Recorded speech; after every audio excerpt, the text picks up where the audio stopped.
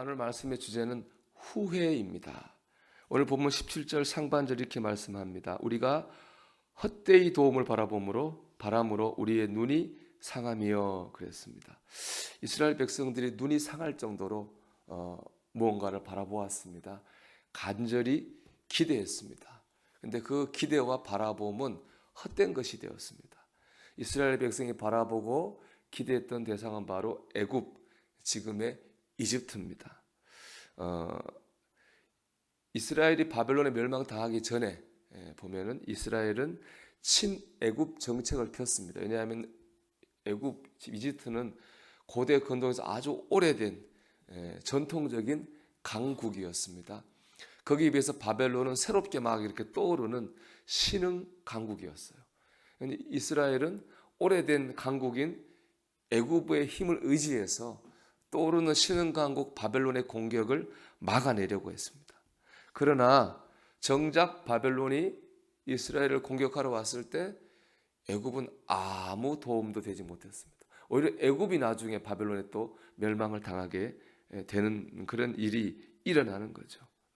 오히려 이 이스라엘은 애굽을 의지했다고 하는 것 때문에 바벨론에게 더 잔인하게 보복을 당합니다.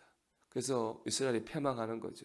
남자들은 포로로 다 끌려가고 아이들은 먹을 것 없이 굶어 죽는 그런 비참한 현실이 일어나게 됩니다. 이런 현실 앞에서 이스라엘은 애굽을 의지했다고 하는 것을 후회합니다. 이렇게 말하죠. 우리를 구원하지 못할 나라를 바라보았도다. 우리가 구원하지 못할 나라를 의지했구나. 우리가 잘못했구나. 애굽을 의지한 건 우리의 실수했구나 라고 후회하는 거예요. 근데 하나님은 진즉에 예레미야 선지자를 통해서 애굽 의지해봤자 소용없다. 애굽 의지하지 말라고 여러 번 얘기했습니다. 하나님을 의지하라고 말씀하셨거든요. 예레미야 17장 5절 말씀 보면 여호와께서 이와 같이 말씀하시니라. 무릇 사람을 믿으며 육신으로 그의 힘을 삼고 마음이 여호와에게서 떠난 그 사람은 저주를 받을 것이라. 그렇게 말씀했어요. 하나님은 사람이 아니라 하나님을 의지하라고 말씀하셨어요. 그러나 왕으로부터 백성들이 다 하나님 말씀 따르지 않았어요. 애굽을 의지하면 될 거라고 하는 자신들의 생각과 판단을 믿었습니다. 결국 그들이 후회하게 됐는데 그들이 후회한 것은 애굽을 의지한 것에 대한 후회이기 이전에 하나님 말씀을 따르지 않는 걸 후회하는 거예요. 하나님을 의지하지 않은 것을 후회하게 되었습니다. 의지애들 하나님 의지하지 않고 세상을 의지하고 자기의 판단과 힘과 생각을 의지한 그들은 후회할 수밖에 없었습니다. 이 원리는 오늘도 동일합니다. 여러분, 우리가 하나님을 의지하지 않고 내 힘을 의지하고 내 생각을 의지하고 내 판단을 의지하면 우리가 후회할 일이 생길 수밖에 없습니다. 우리 오늘도 후회할 일을 만들지 않기 위해서 내 생각과 내 판단을 앞세우지 말고 하나님의 말씀을 의지하기를 축복합니다. 우리 사람이나 세상이 아니라 우리의 중심이 하나님을 온전히 의지해서 여러분 후회거리를 만들지 않게 되기를 주의 이름으로 축원합니다. 후회에 대한 두 번째 묵상은요. 그럼에도 불구하고 후회가 없는 사람은 없다는 겁니다. 여러분 후회가 없는 사람은 없습니다. 다 누구나 다 실수할 수밖에 없기 때문에 그렇습니다.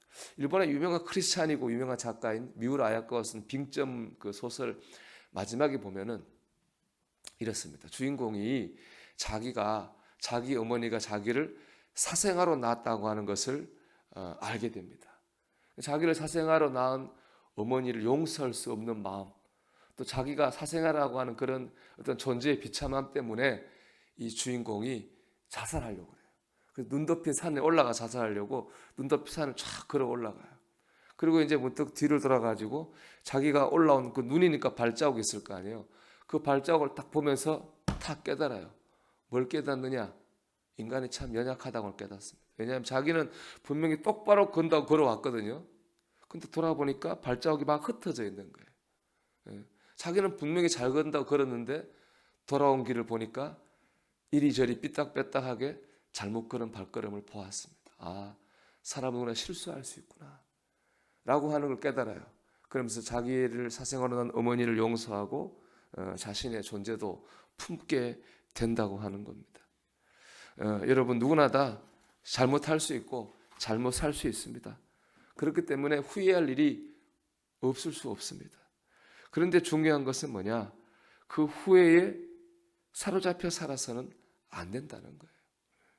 이동호 작가의 책 청춘 달력 365에 보면은 인생을 괴롭게 사는 방법이 세 가지 있습니다. 첫째, 과거를 후회하는 거고요. 둘째, 미래를 미리 걱정하는 것이고요. 셋째, 현재 다른 사람과 비교하는 겁니다. 참 맞는 말 아니에요? 우리가 불행해지려면은 지금 다른 사람하고 비교하면 돼요. 미래를 미리 걱정하면 되고 과거의 후회에 사로잡히면 우리 충분히 불행하게 살 수 있어요. 행복하려면 그렇게 하지 않으면 되는 겁니다. 여러분, 지난날 과거에 돌아보되 그 후에 사로잡혀 살지 않기를 축복합니다. 유명의 뉴욕의 유명한 신경정신과 의사가 은퇴하면서 자기가 깨달은 것을 환자 보면서 깨달은 걸 만약과 다음에로 설명했습니다. 대부분 환자들을 보니까 만약이라는 말을 많이 쓰더라는 거예요. 내가 만약에 그때 이렇게 했으면, 내가 만약 그때 저렇게 했으면 그러더라는 거예요. 그렇게 하니까 나아지질 않더라는 겁니다. 만약이라는 말 대신에 다음에라는 말을 써야 된다는 거예요. 내가 지난번에 잘못했지만 다음에 이런 교회가 오면 이렇게 할 거야 라고 얘기하니까 사람들이 건강해지더라는 겁니다. 여러분 그렇습니다. 우리가 지난날을 돌아보되 지난날 후에 사로잡혀 살아서는 안 됩니다. 오히려 지난날에 잘못한 것을 내가 다음에 이렇게 더 잘해야 되겠다 하는 변화의 계기로 삼아야 됩니다.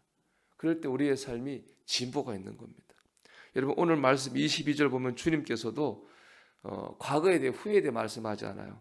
미래 희망에 대해 말씀합니다. 딸 시온아 내 죄악의 형벌이 다하였으니 주께서 다시는 너로 사로잡혀 가지 아니하게 하시리로다.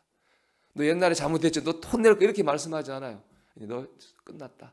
이제 미래에는 내가 너를 복되게 인도하겠다. 미래에 대해 말씀합니다.